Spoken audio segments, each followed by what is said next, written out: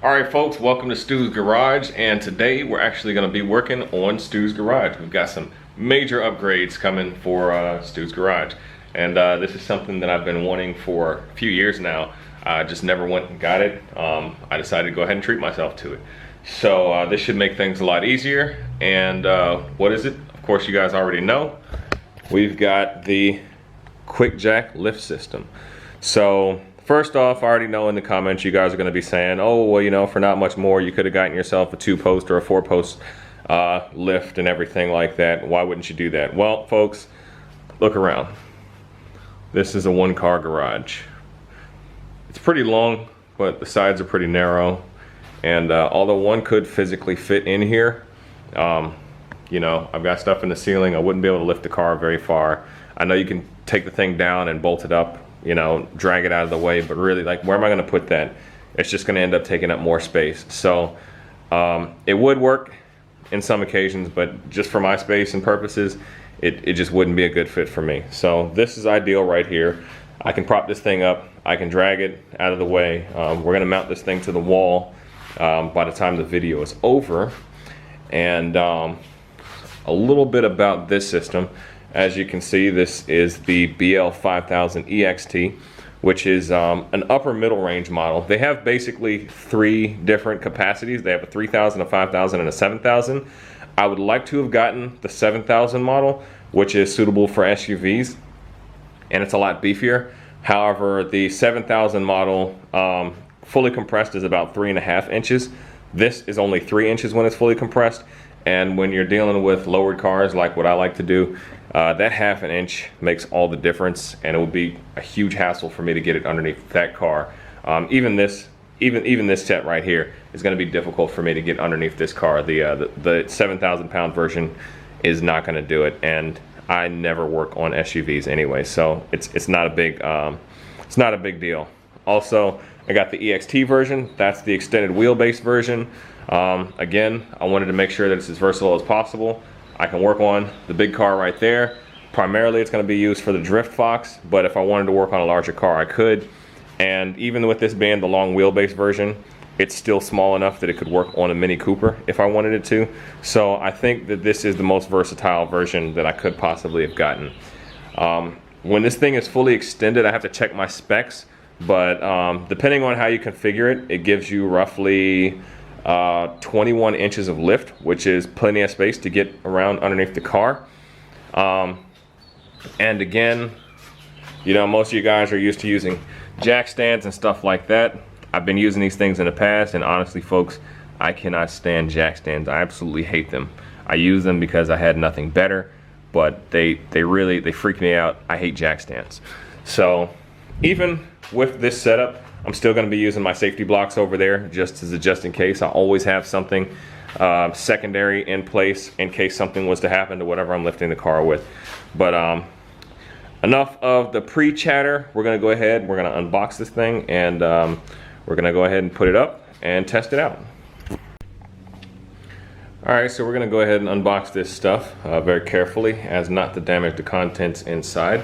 One quick note, as you see, there's 3 boxes here. That 4th box was something else that I ordered, and I accidentally put it with the stuff. So we're gonna go ahead and get into this thing.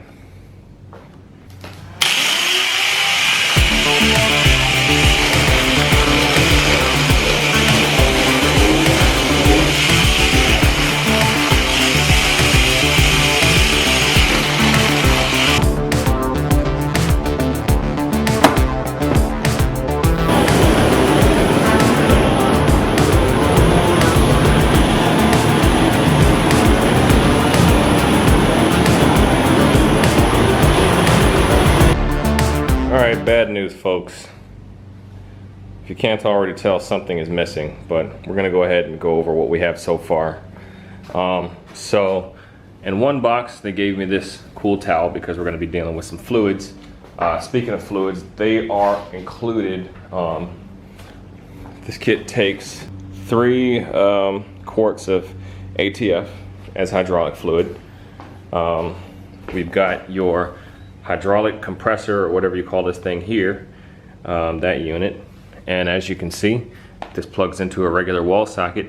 They do also have a 12-volt version that you can run off of a car battery. because you do actually see a lot of these at the track sometimes with the high-end teams. So you can get this in 12-volt version. I'm pretty sure you can convert it yourself, but I'm not very electrically inclined. I'm not gonna do that, plus I'm not taking this thing anywhere with me anyways. This is your up and down controller. We've got a couple of different hydraulic lines, 2 long lines, 2 short lines. We've got our hydraulic fittings over there, some Teflon tape. I don't know what those 2 guys are. That is a hook. I think that's to help you move it around. I'm not sure if that's a mounting hook. And we've also got some different lift blocks. So these blocks basically go into the lift, something like this, and your car actually sits on these blocks. That's pretty cool because I thought all of this stuff was sold separately. There are some additional adjustable ones that you can get, ones that go higher, especially if you have like an SUV and you need more lift. But this one actually comes with 2 different sizes. As you can see here, I think this is probably 3 inches and this is 2 inches. So that's cool that I got all of those. So I think the FedEx man lost my other ramp, which is unfortunate. I'm gonna have to track that down, and it may take me a couple of weeks, but you'll get to see it in a couple of minutes. All right, folks, I've got this thing almost fully assembled, and just a couple of thoughts that I wanted to give before I forget and they slip my mind. Assembly is fairly simple. I pretty much watched the video one time through. QuickJack puts a really good video out that shows how to put this thing together, so there's no need for me to show you how to do that. They do a whole video in 8 minutes that shows you. And I watched the video through one time, and pretty much this thing is almost idiot proof. You almost can't mess this thing up. They give you all the materials that you need minus the tools. The video says that you need a Schrader valve removal tool, but they actually include one here on the Schrader valve that you need to put air in that. And again, you'll know more about that when you watch the video. The only issue that I had putting this thing together was these little L fittings, or whatever you call these. The video just shows them screwing straight in, and I actually had to manually extend this jack up to the first link in order to turn this in, because it actually hits this bracket here. I was tempted to pull out the grinder and start cutting like I always do, but I decided to think about it a little bit first. So that was a little hiccup that I had there. Otherwise, other things that I noticed is this has some pretty nice little wheels on it just to help you move it around. You grab it down at that end, you roll it on these wheels there. They're not hard plastic wheels, they're kind of rubbery like rollerblade wheels, so they're nice and quiet, they roll really smooth. Also, all these Quick Connect fittings have these really nice dust boots on them, and that's what the Quick Connect fitting looks like. I can't demonstrate it for you because I only have one hand, but basically you press these 2 together and they automatically lock down. You don't have to twist it or anything. Once they lock down, you do want to twist away from this detent, which locks it into place, but you just press these directly together and they lock together. All right, folks, at this point I'm at the middle of the bleeding procedure, which is why you see the jacks propped up this way as instructed. And I just wanted to take a moment to kind of show you guys the volume of this thing. It's probably about as loud as your refrigerator while it's running, so it's actually really quiet, much quieter than what I expected. All right, a couple of other things to note. I went ahead and added a few zip ties here for these cords that plug into this box over here. So pretty much I just zip tied the cords to this handle unit. That way it doesn't place any additional stress on the cords, and it may not necessarily break these connections if one of these cords was to get yanked or something like that. So it's just an extra precautionary measure. You know, you don't have to do this, but I would definitely recommend it just to avoid having any damage to these things. One other thing that I noticed is while I was testing this thing, because I don't feel like bringing the car in just yet, I went ahead and stood on one of these units and jacked it up with myself on it.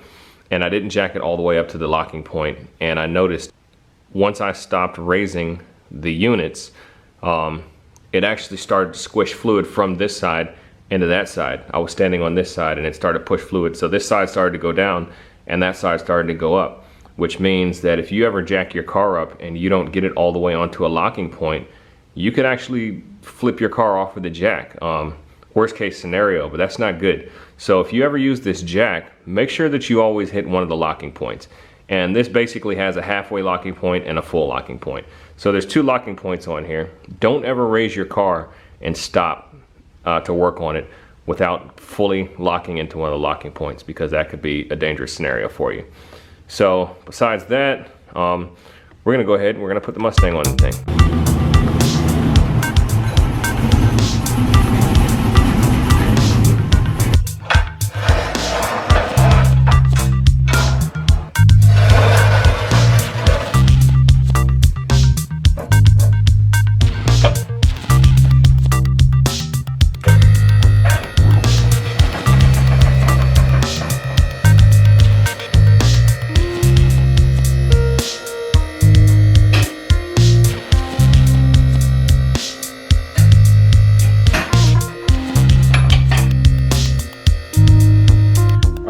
So there's the first lift.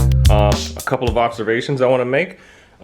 These little coiled hoses right here are going to be kind of coiled up just from storage, and that's pretty annoying trying to move those things around, and they could also pose a trip hazard. But the beauty of that is you got these quick disconnects, and once you have locked your jack down, you can actually pop those loose and your jack will actually stay in place. The next thing that I want to address, which I just observed, would be the locking mechanisms. Make sure that that thing is nice and loose, because as you can see here, the locking mechanism is actually not engaged. That's not doing anything. It should be down here so that it can lock. So you always want to double check that. Probably going to spray some WD on there to make sure that it falls free. That one worked as it was supposed to work, so that's good right there. So now that I've got it raised all the way up and the locks are engaged. Oh, one other observation. I think it would make more sense if I was to have put the jacks in the middle and drove the car over them. Not on top of them, but just up through the middle. And then use these hooks here to kind of pull the jacks into place versus what I did, which makes the cords go outside the tires. Again, it's a little bit annoying, but it doesn't really matter. You can choose your own workflow. The other thing is to make sure that you have your lines properly routed. There's actually space for them to route right up the middle, just like you see there. Make sure you don't have them going any other kind of way, because they could get pinched and that'll be bad for your machine. Okay, so now that we have the jack raised up, we're gonna go ahead and we're gonna let the jack down, and it's gonna sit on top of these locking pegs. All right, so now that we're fully lifted up, measuring on here, the documentation says 21 inches, which is about up here. Looks like I'm closer to about 19 inches with the full-size block up there, which is still plenty of space, especially considering that your typical jack stand, which is what you see here, gives you about 17 if you're maxed out, which is really sketchy for this thing. You know, I wouldn't, you know, I hate working on a car like this, so 17 inches max with that thing. And I've got all four wheels off the ground, the car's even. So that's pretty cool here. Another note, I'm not sponsored by QuickJack. I did a lot of reading and research before I chose this particular unit. I believe this is the original name brand unit. There are some variants of this. This is the one that I chose because I like this one the most. As far as accessibility, it does look like I can get in through the sides here. I have plenty of space up and down the middle if I needed to access the transmission, and you know, plenty of space underneath the front if I needed to go underneath the front. It's pretty much all clear for me underneath the front of the car, underneath the motor, which is awesome. So you know, accessibility wise, I don't see myself losing out, you know, very much accessibility wise versus the jack stands, which would typically be positioned up a little bit further, closer to the engine, and I will have to work around those a lot more, or around the rear end, which is where, you know, the jack stand always tends to be in your way wherever you're working. These tend to be a little bit more out of the way, even though they're much larger. Last observation I'm going to make is how incredibly easy this thing makes it for you to check your oil. I don't have to bend over or extend my arm extra far. I can just reach my oil dipstick without even bending down. It's amazing. So pretty much there is your unboxing and review of the QuickJack 5000 EXT. You see it working here on a Fox body Mustang. And folks, I don't monetize these videos, So if you found this video useful or helpful, I would encourage you to go ahead and hit the like button. That's going to make it easier for other people to find this video and benefit from the information that you found also.